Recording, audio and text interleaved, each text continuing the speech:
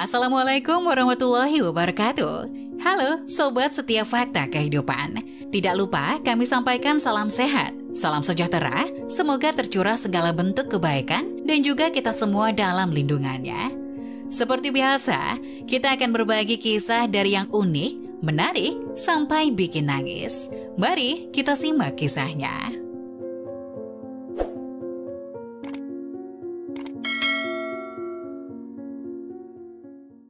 Gadis ini terpaksa tidak jadi kuliah dan bekerja di restoran mie. Saat pemulung tuahannya memesan kuah, dia memberi semangkuk mie.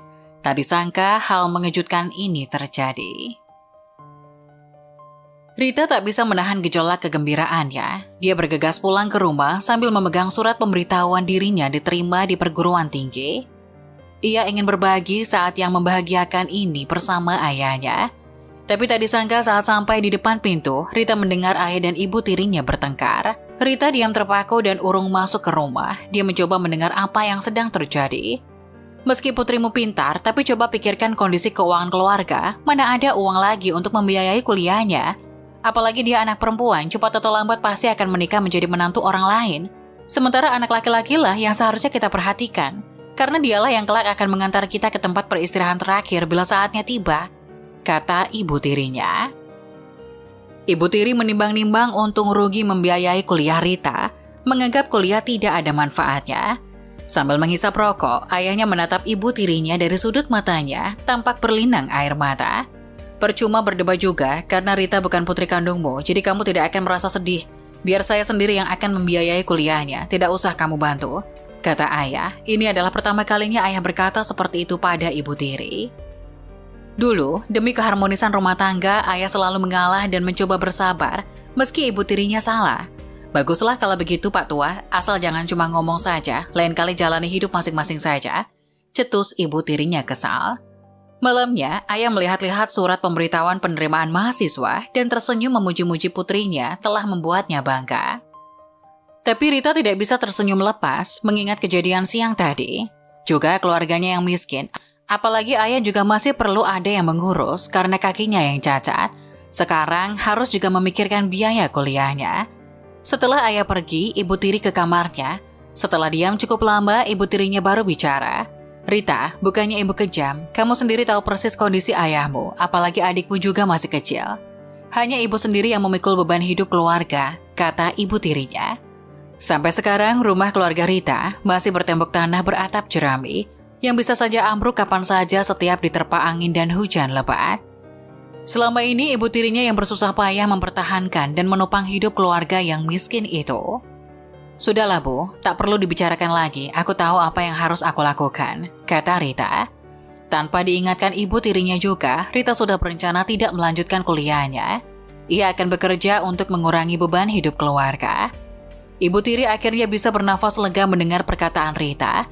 Kemudian ia keluar dari kamar Rita dengan perasaan lega dan berhenti sejenak di pintu sambil memandang Rita.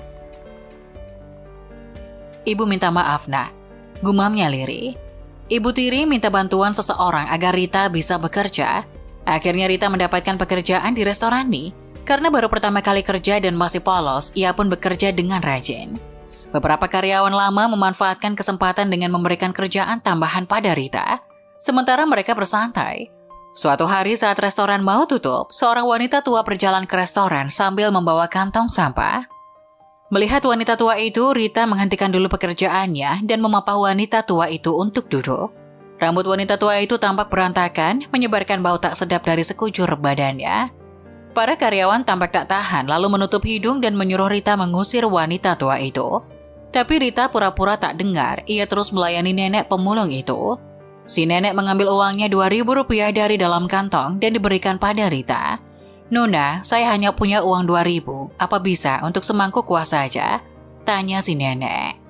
Rita menerima uang itu dari si nenek sambil memandangnya. Nafasnya agak tertahan saat mengatakan cukup nek, cukup, katanya. Pendengaran nenek sepertinya agak terganggu lalu kembali berkata, Nona, beri saya semangkuk kuah. Rita segera ke dapur, menyuruh koki membuatkan semangkuk mie daging campur telur. Tak lama kemudian, seorang karyawan senior bernama John masuk ke dapur. Rita, sebentar lagi tutup, kita semua mau buru-buru pulang. Sudahlah, jangan cari masalah, suruh nenek itu pergi, kata John sambil mengedipkan mata pada si koki yang seketika menghentikan pekerjaannya. Kemudian Rita bertanya pada John, kamu punya nenek? Kalau dia nenekmu, apakah kamu akan bersikap seperti ini? Kamu? John langsung terdiam ditanya seperti itu. Rita mencari bahan-bahan dan membuat sendiri mie untuk si nenek. Mie ini terdiri dari 2.000 perak, kata John mengingatkan. Jangan khawatir, aku yang bayar, jawab Rita. Nek, makanlah selagi hangat, kata Rita.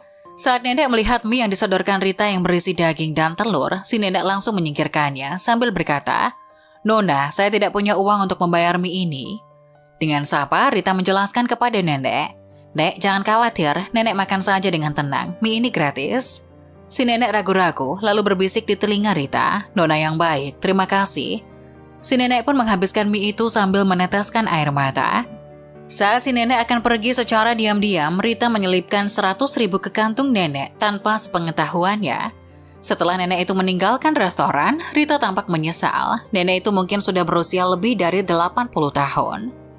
Jalannya juga tertati-tati. Seharusnya malam itu aku mengantarnya pulang. Suatu hari, sebuah mobil mewah berhenti di depan restoran tempat Rita bekerja. Seorang pria parubaya keluar dari mobil sambil memapa seorang wanita tua masuk ke restoran. Para karyawan berbondong-bondong menyambut tamu yang tampak tidak biasa itu. Rita yang baru selesai dengan pekerjaannya berjalan keluar lobi.